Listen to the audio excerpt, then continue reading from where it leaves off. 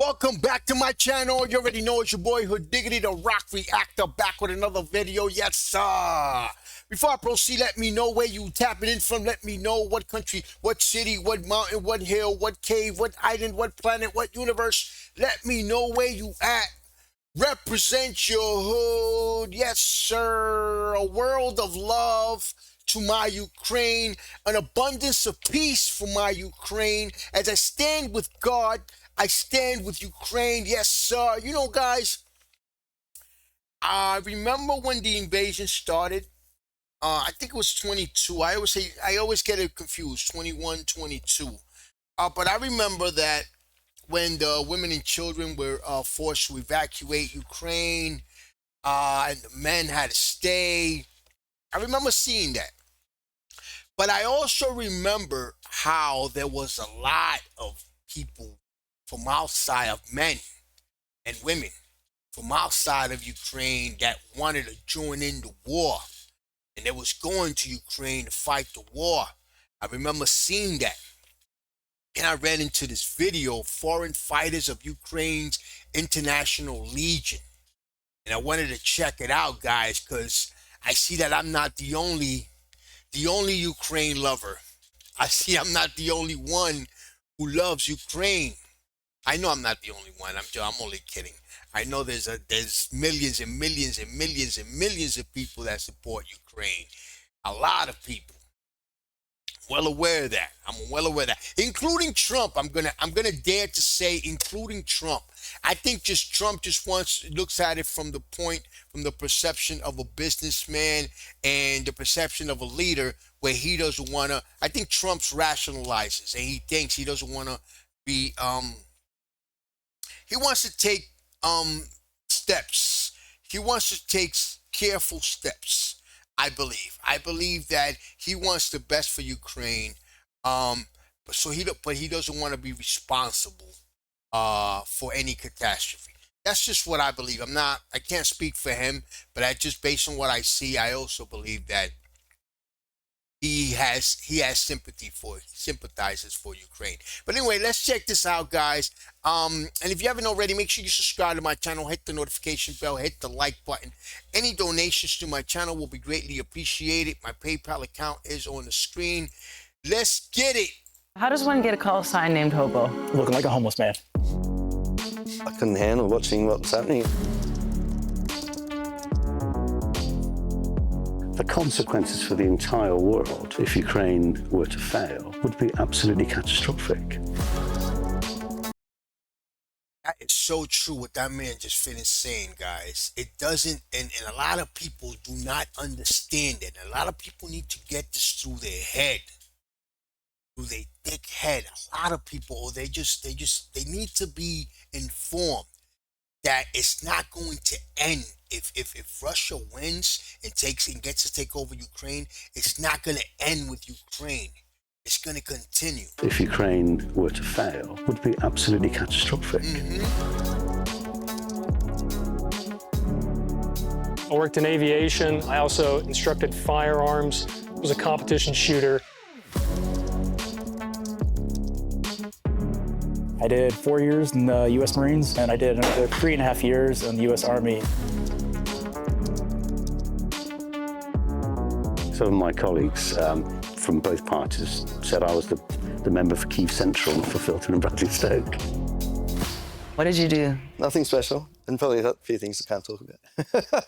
You were a member of parliament for well over a decade, and now you're serving with the Ukrainian army. How did this come about?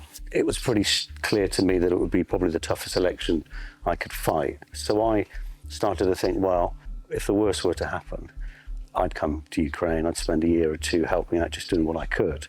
And then almost immediately after that initial thought, I thought, well, I'd end up serving in the military, I hoped. So the election came and went. I had a few months to get fit and tidy up all my affairs. And then as soon as I was ready, I applied online to join the International Legion. What are you doing, if you can tell us, on a daily basis? What is your role here? I have a variety of focuses. Foreign affairs, bit of diplomacy, foreign relations, procurement, from air defence, which we need a lot more of, to personal kit and equipment, and I'm doing some veterans work. So you've sort of straddled two worlds, you working in politics, and even before that, you were in the British Army. I did some time as a reservist and served in Afghanistan, yes. And do you feel that that gives you some particular insight that maybe someone who's all Army or someone who's all politics might have? I guess I know a bit about how government works, how politics works, and I've done some military service. So I came to Ukraine for the first time for the year anniversary, and going back to the UK and back to politics afterwards, I very much got involved in everything to do with Ukraine, the defence. Now, that's the one thing that the UK has always been united on, is support for Ukraine. Why do you think that is? Well, I always say I think we have, what happened in the Second World War. I just wanted to stop and say that these men right here, specifically this one, well, all these men that we just seen, these men are the core definition. They define the fact that what is the purpose of living if you have nothing to die for? Like, they just redefine that. Like, these men are so admirable. It's crazy. It's infectious. 1940 in our DNA. It's within living memory just when we were alone, fighting for our survival, for our existence as a nation. We were bombed, our cities were bombed. So I think we've always felt an affinity with what the Ukrainian people are facing. And I also think we're a very fair-minded country. What's happening is just so wrong and so evil. Putin's murdering civilians on a nightly basis with the air attacks, committing war crimes, kidnapped children. It's just horrific. I think Russia's chosen the wrong people to fight, you know what I mean? Like, they're just so resilient. You are, from what I can hear, Australian. Australian, yes, yes. And how does one come from halfway across the world here? I love it when he said Russia's chosen the wrong people to fight. I agree with that. Attacks, committing war crimes, kidnapped children. It's just horrific. I think Russia's chosen the wrong people to fight, you know what I mean? Like, they're just so resilient. You are, from what I can hear, Australian. Australian, yes, yes. And how does one come from halfway across the world here? I grew up knowing a few Ukrainians, and I still have Ukrainian friends back in Australia. And I've always known they're a different country compared to Russia, and I just love, their culture, and they're just beautiful people. I gotta rewind that again because I so agree with him right here. From halfway across the world here.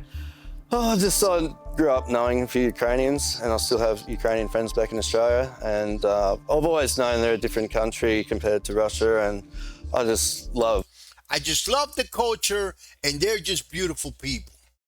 Yup. Yeah, their culture, and they're just beautiful people. I just couldn't sit back any longer and watch it. Tell us about your role in the Foreign Legion. It's a hard one to crunch. We come back to Kyiv a bit, and we do a lot of training, do pre-deployment training, and then we get set a new AO. We go out and just get set special tasks to do and things like this. And once that's over, and we just come back to Kyiv, usually a 2-week break, maybe some courses, and and then we go back. And are you dealing with drones or larger things, or? No, I'm just infantry, so just me and a small team. Where are you from? I'm from America, lived in Colorado for 18 years, but now I call Ukraine my home. I originally enlisted to be simply a combat medic, and now I've done much more than simply that. I believe in the future I'll be pursuing drones, but honest to God, I'm here to do whatever is needed. And looking back to before you came here, I mean, how did that decision come about? I was one of the few people who anticipated that Russia would invade Ukraine before the full-scale invasion. As a result, knowing or being rather convinced that this would be the case, I started to question what I would do in response. Initially, I was a volunteer, simply making supply trips to and from Ukraine, and that solidified my desire to do more. So you came out here, and through those volunteering stints, you began to understand more about the country and the landscape. My very first time in Ukraine was March 6, 2022. And of course, during that time, that was perhaps the largest humanitarian crisis since World War II, where so many women and children were fleeing Ukraine. See, so it was 22, guys. I want to apologize to my Ukrainian people But I always get it wrong, but I'm going to try to remember. It wasn't 22. I know it was sometime around the pandemic, sometime a little after when the pandemic was coming down. I remember this though. I do remember this, and it broke my heart. I remember where I was living. I remember exactly what I was doing, where I was living, what I was doing when I was watching this because it was breaking my heart. I kept telling my wife about this. This is fucking crazy. For the safety of Europe and other countries. And so experiencing that or being a witness to that had a profound effect on who I. To be honest with you guys, and I'm sorry I paused it so fast, but to be honest with you guys, I'm going to be honest. I thought Russia was going to do away with Ukraine. I guess I didn't know Ukrainians either. I didn't see how strong they are as a people. But if you look at it from our perspective, all the way over here on this side of the world, you look geographically, the size of Russia and Russia's military power, you would think they was gonna just do away with you guys in a couple of months. I think Trump said something similar to that. I am today. Originally, I'm from Florida, but the last few years, I could kind of say I lived in New York. I haven't actually been to the U.S. since September of 2022, so Wow. I'm not really sure if I live there anymore. A few of the guys that I served with from the U.S. Marines, they had already gotten here in March of 2022, and I was like, playing with the idea, like, do I really want to go there? Do I not want to go there? And then next thing you know, like, oh yeah, man, we're fighting, we're winning too. Like, cool. Do you need help? Oh, next thing I know, I'm on a plane, landing in Warsaw, and here I am now. So you have a military background? Yes. I did 4 years in the U.S. Marines as a radio operator, and then I did another 3.5 years in the U.S. Army as a scout. And do you think that prepared you for Ukraine? Everybody likes to think they're prepared, and then you're actually getting World War I, World War II, and Vietnam tactics with today's technology, and it's very, very frightening, as is. And it makes it worse is that it's constantly evolving for both sides. Tell us a little bit about your role with the Legion. Currently right now, I'm on a direct action team, commonly known as a SALT team. What is your area of expertise, would you say? Machine guns, explosives, and just regular riflemen. This is the front line for European and Western freedom. You cannot change borders by force. You can't march into somebody else's country and try and take it over. Do you think that there are similarities that we're in now that we have seen in the past? People often say history doesn't repeat, but it rhymes. Well, you have to learn the lessons from it. And the lessons are appeasement doesn't work. See, what's crazy is, guys, that a lot of people call this Ukraine-Russia war.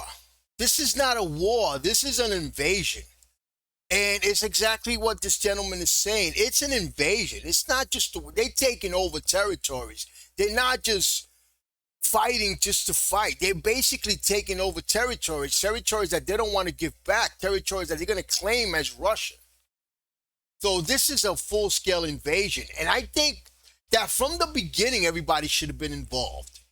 From the beginning, I think that there should be some type of world law that a country cannot invade. One thing is you going to war with a country. Another thing is you invading that country to take over their territory and make it yours. I think countries should have been involved from the beginning. Invasions can't be negotiated away, and you have to deter and defeat dictators. Everybody wants the war to end, but you can have peace by surrendering any time. It has to be a just peace, and a peace where Ukraine remains in a position to be in control of its own destiny. Exactly. I said that, guys. I said that in other videos. We want peace, but we don't want peace without the pieces. You understand? We can't just have peace. It's like my neighbor cannot come to my house and steal all my shit, my TV, my computer, my cell phone, my furniture, take it to his house. And then when I go over there, we're going to have a war. And then we're going to go ahead and say, okay, we're going to stop the war, but I'm keeping your TV and I'm keeping all your shit. No, we're not going to have peace like that. That's not peace. have alliances with who it wants, have an army the size it wants, join NATO if it's able to do so, join the EU. From your point of view on the ground, what kind of security guarantees does Ukraine need? Ukraine are fighting our battles here, actually. There needs to be a guarantee of some sort that if Putin were to try and move across wherever the borders end up again, that he will face not just Ukraine, but the full force of the European nations and even the United States. Putin is a liar. We know that. He lied over Chechnya, over Georgia, over Syria, and the peace accords which were made after the annexation of Crimea. So we can't be relied upon. I wouldn't trust anything he said or signed up to. What are some of the biggest challenges right now, however, on the battlefield? Challenges probably the optical fiber drones and just it gets worse and worse because the Russians are just adapting, and same as we're just got to keep adapting. Technology's coming into play, things get a lot harder, so it's just a constant, readaptation to try and keep up. What would you advise people who are thinking of coming out here? Yeah, well, I think if you've got the means and the will to do it, I suggest it's really good. You will find your family here, you will find new friends, and anyone who has any previous military background and things like that, if you have the chance to come here, the boys need support. Do you have a military background? No, I don't, no. What inspired you to come out here? I know in my heart I can do it. I wanted to join the military when I was younger, but I broke my femur, and because it was classed as a trauma incident, they declined my application. Are you a good soldier, you think? I give it my best. Can you tell us about some of the places that you've served over the last? That's crazy. This gentleman right here, he didn't even have any military background at all. He just said, I'm going to go. And he had a broken femur. That's crazy. The boys need support. Do you have a military background? No, I don't, no. What inspired you to come out here? I know in my heart I can do it. I wanted to join the military when I was younger, but I broke my femur, and because it was classed as a trauma incident, they declined my application. Are you a good soldier, you think? I give it my best. Can you tell us about some of the places that you've served over the last few years? Yes, I started off in the Kharkiv offensive, where we pushed the lines all the way into Luhansk. So I served in Kharkiv Oblast in 2022, Luhansk Oblast 2022. We stayed there until summer of 2023, and then we pushed south towards Bakhmut. So I served in the Donbass, and after that, in 2024, I went to Zaporizhia, and just recently we were up north in the Sumy Oblast. So you've really done and seen it all. It's never pleasant. You see villages that were easily, at one point, beautiful, absolutely beautiful. And then within a few days or even a few weeks, they're completely decimated. And you just see people's homes just gone, memories destroyed, and you never enjoy seeing that. Does the battlefield feel different now than it did 3 years ago? Absolutely. Absolutely, 100%. Of course. Back in the early days, you could walk across open fields, and the biggest thing you had to worry about was artillery. Some areas, artillery rates have not changed, and other areas, they've drastically dropped. But nowadays, you're more scared about hearing a drone than anything else, just because of what it implies. Someone's seeing you, they can easily target your location, they can spot any of the movements, and you never know what kind of flavor explosive you're gonna get. You say you're gonna be getting involved in drone warfare, but that is a field that's changing daily sometimes. Technology just evolves and evolves. Over the last year, we've seen fiber optics become the standard, if you will, of first-person view kamikaze drones. And that will continue. Those evolutions in technology will continue, but the foundation remains. You'll always need to see the target, identify the target, and engage the target. How we do that is going to evolve, but the standards never change. Do you think that people in the United States understand what's at stake in Ukraine? In some cases, yes. In some cases, I'm not sure what to think. If we are the bastions of freedom and democracy in this world, why don't we act like it? What would be your message to people back in the United States who maybe don't understand that? crack open a history book.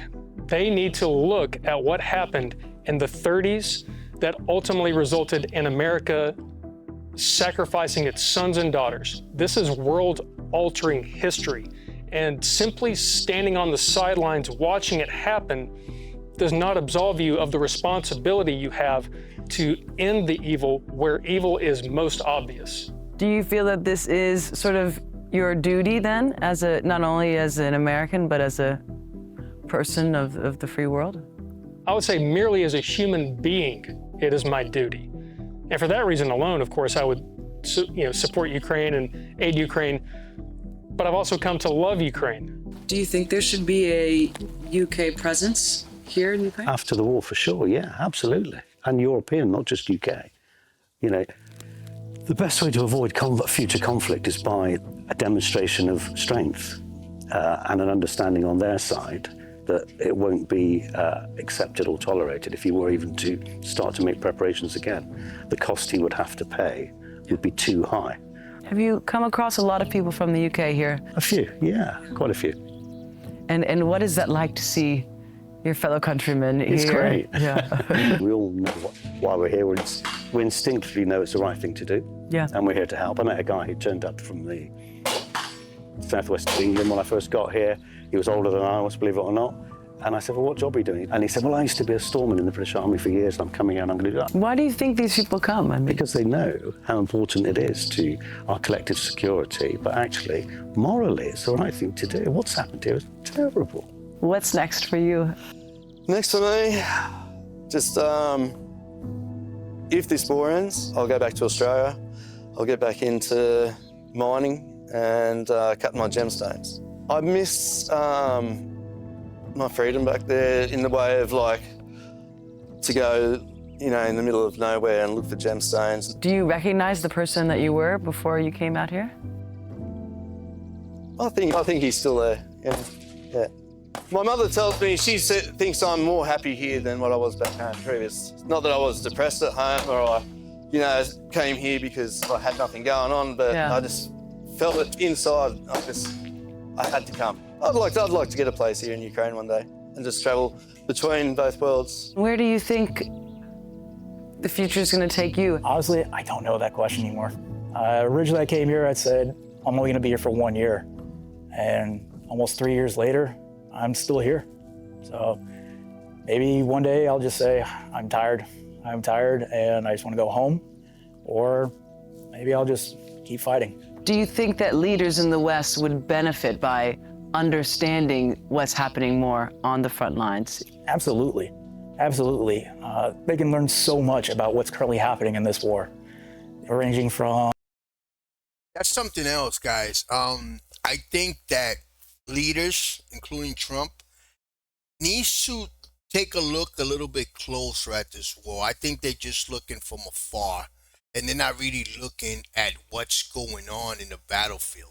Something else, guys, is I do not think that everybody fully understands that this war is not going...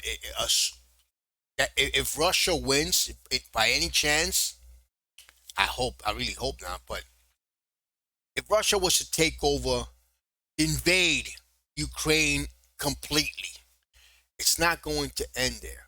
And I don't think it's not just that it's not going to end there, but it's going to just continue, and it's going to empower evil. It's going to just empower him even more. And he's going to become a big threat. And the other countries that are looking the other way, they're going to realize that they should have been involved since the beginning, since this started. Electronic warfare, to reconnaissance, to just basic old school doctrine of how to dig a trench and what works, what doesn't work, and modern conventional warfare. And what would you say to guys who are thinking of coming out here? It has to be a commitment. You have to be all in or not at all. So many people come and waste their time and resources on just a little bit and then go home. In many ways, simply using the funds that you would spend on some sort of trip to help organizations to help United 24, for example, will be so much more better spent. And how long will you stay here? Probably forever. I think I'll die here one way or another.